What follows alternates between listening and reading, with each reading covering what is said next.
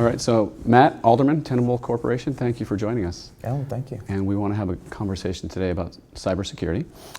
And my first question is, when it comes to cybersecurity, understanding the basics and having a baseline of security controls in place is critically important.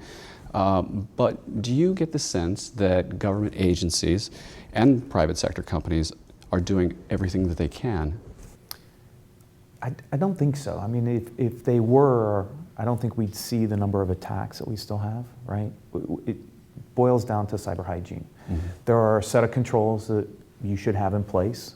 You can use your favorite regulation or SANS guidelines. But if you were doing those, we probably wouldn't have the same amount of attacks that we have today.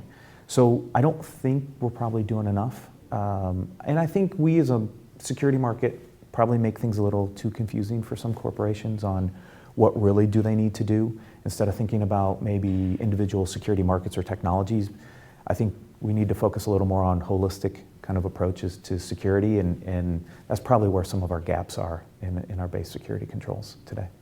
Well, that's a good lead into our next question. So if agencies and the private sector are in a reactive mode, how can they shift out of that reactive mode and be more proactive in managing risks, assets, data?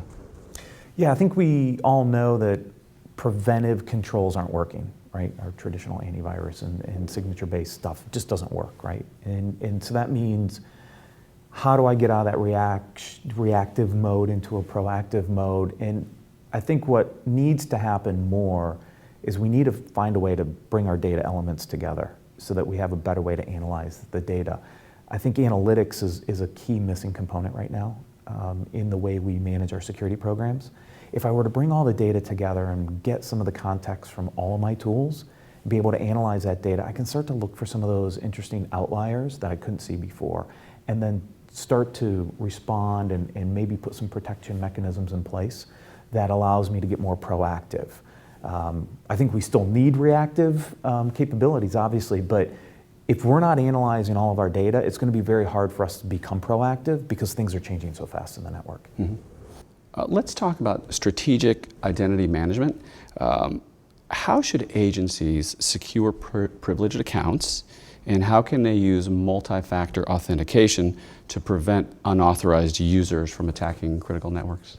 Yeah, I mean, identity and identity access is still probably one of our biggest challenges, primarily because as humans we're pretty lazy, right? We want things easy, but privileged accounts need to be protected, right? Two-factor authentication is probably the most obvious control that would help prevent a lot of these attacks, the ability to require some other form of authentication. So there are technologies out there, but I think there's improvements for us to continue to have to make it easier, because if we're just using standard username and passwords and we're writing the passwords down, it's not helping us, right?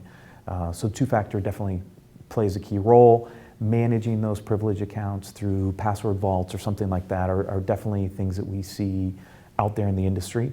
Not as highly adopted as you would think, but I think those are types of things that can help with privileged accounts and identity access management. So agencies, organizations, companies in the private sector can do everything right and still be the victim of a cyber attack. Yeah.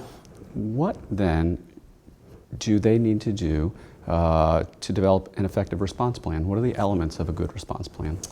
Yeah, well, probably a few pieces there. The first part of that is, I can put all the right controls in place, but I'm still going to have a user click on a link that does something malicious, right? That's still the primary attack vector.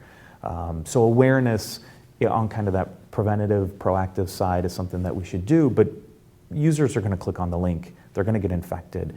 So then from a response perspective, it's all about identifying that something happened as quickly as possible. Right? Dwell times are probably the biggest challenge for us. Is an attack happens and it takes us over 200 days on average to realize that the breach is there.